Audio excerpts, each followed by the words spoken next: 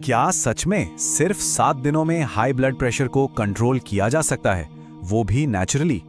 आज हम इसी सवाल का जवाब ढूंढेंगे और देखेंगे कि सोर्स मटेरियल इस बारे में क्या बताता है। चलिए शुरू करते हैं, पर सबसे पहले एक बहुत जरूरी चेतावनी। ये समझना होगा कि ये प्लान बीपी को काबू करने की एक दिशा है, कोई जादू की छड़ी नहीं। और हाँ, अगर कोई दवा चल रही है तो डॉक्टर से पूछे बिना उसे बंद करने की गलती बिल्कुल ना करें।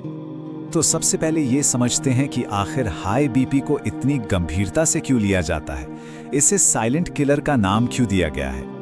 देखिए, ये सब ना नंबर्स का खेल है।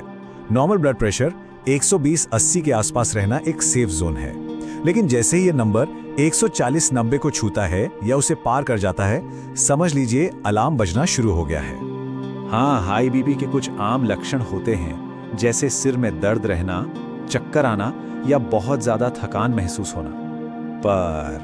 और ये पर बहुत बड़ा है, ज्यादातर मामलों में कोई भी लक्षण नजर ही नहीं आता, और यही बात इसे इतना खतरनाक बना देती है। ठीक है, तो प्रॉब्लम तो समझ आ गई। अब बात करते हैं सॉल्यूशन की। तो ये रहा वो 7 दिनों का प्रैक्टिकल नेचुरल प्लान। इस प्लान के पहले 4 दिन सबसे अहम हैं, क्योंकि इनका पूरा फोकस सिर्फ एक ही चीज पर है, हम क्या खाते हैं। कहते हैं ना, हर चीज की शुरुआत प्लेट से ही होती है। तो पहले 4 दिनों में क्या है यस लिस्ट और क्या है नो लिस्ट।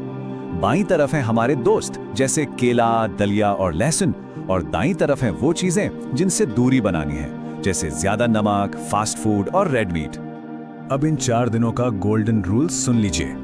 नमक दिन भर में बस 1 छोटा चम्मच बस, और मीठा बिल्कुल 0। ये 2 चीजें कर ली तो समझिए आधा काम तो यही हो गया। 4 दिन डाइट पर फोकस करने के बाद अब प्लान के अगले फेज में चलते हैं। दिन 5 से 7 यहां हम डाइट के साथ साथ कुछ घरेलू नुस्खे और योग भी जोड़ेंगे। 5वें दिन की सुबह की शुरुआत होगी एक छोटे से सुपर हीरो से, लहसुन। बस 1 या 2 कली सुबह खाली पेट। सोर्स के मुताबिक ये न सिर्फ बीपी बल्कि कोलेस्ट्रॉल के लिए भी एक जबरदस्त चीज मानी जाती है। पर लहसुन अकेला नहीं है, उसकी टीम में शामिल होंगे आंवला जूस, मेथी का पानी और तुलसी के पत्ते। ये सब मिलकर सिस्टम को अंदर से आराम देते हैं और बैलेंस करते हैं। अब डाइट हो गई, नुस्खे हो गए, तो छठे दिन हम थोड़ी मूवमेंट ऐड करेंगे। एक सिंपल सा योग रूटीन, 10 मिनट अनुलोम विलोम, 5 मिनट भ्रामरी, और फिर आखिर में 30 मिनट की ब्रिस्क वॉक।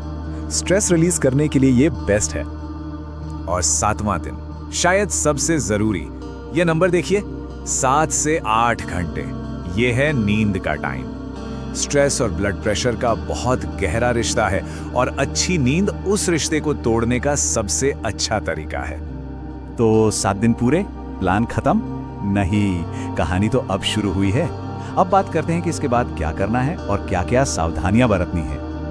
मान लीजिए अचानक बीपी हाई फील हो रहा है, तो घबराना नहीं है। ये एक तरह का फर्स्ट एड है। गहरी सांस लें, शांत जगह पर बैठें और चेहरे पर ठंडा पानी डालें। इससे फौरन थोड़ा आराम मिलेगा। लेकिन एक रेड अलर्ट सिचुएशन भी है, इसे बहुत ध्यान से समझिए। अगर बीपी का नंबर 180/120 के ऊपर चला जाए तो ये कोई घरेलू मामला नहीं है, ये एक मेडिकल इमरजेंसी है। फौरन डॉक्टर के पास जाना चाहिए।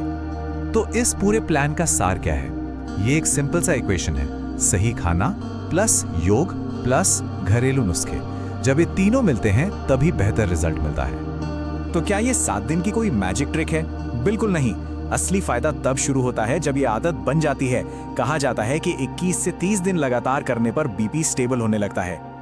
तो आखिर में सवाल ये बचता है कि क्या ये सिर्फ 7 दिन है, या ये एक नई हेल्दी जिंदगी की शुरुआत हो सकते हैं?